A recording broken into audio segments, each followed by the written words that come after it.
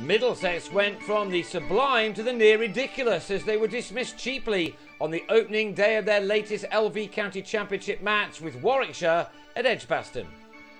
Chris Rogers, fresh from his remarkable unbeaten 241 against Yorkshire in the last round of games, won the toss and decided to bat, and the Australian was soon looking in wonderful touch again, almost as if he was just carrying on from where he left off last week. There was plenty of swing from Keith Barker, but Rogers looked in scintillating form once more as he dominated an opening partnership of 34 with Sam Robson. But when Robson on 7 edged a ball from Chris Wright to Laurie Evans, things began to unravel at an alarming rate for the new favourites to win the title this year.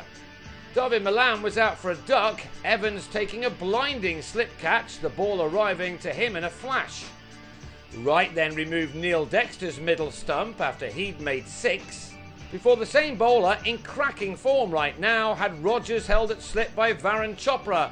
Rogers was finally out for 34, leaving with his side on 57 for 4. From 50 for 2, Middlesex collapsed in a horrible fashion to 66 for 8 in the first session. Next to go was John Simpson, who'd made only a single when he nicked a leg-side ball from Richard Jones to Tim Ambrose. Oliver Hannon-Dolby then got involved by having Adam Rossington held at slip by Chopra, before the same bowler had Joe Denley LBW for 3 as Middlesex's middle order crumbled. Jones, the former Worcestershire bowler, was making his Warwickshire debut, and he then grabbed a second wicket when James Harris nicked him to Jitan Patel. Middlesex were in danger of being bowled out in the first session of the match. The fact that they weren't was down to numbers 8, 10 and 11 in the batting order. The 10 was Toby Rowland-Jones, who decided to go on the attack.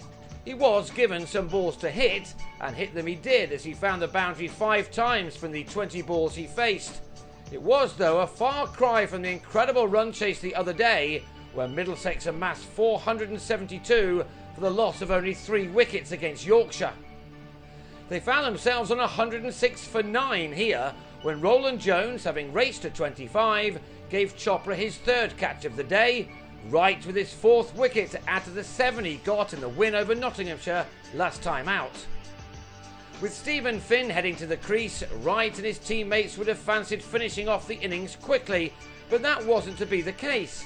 Indeed, Finn batted as well as any of his teammates and ended up with the top score of the innings, something that can't have happened too many times before in his career, although Finn will tell you that he does have a Test match 50 to his name.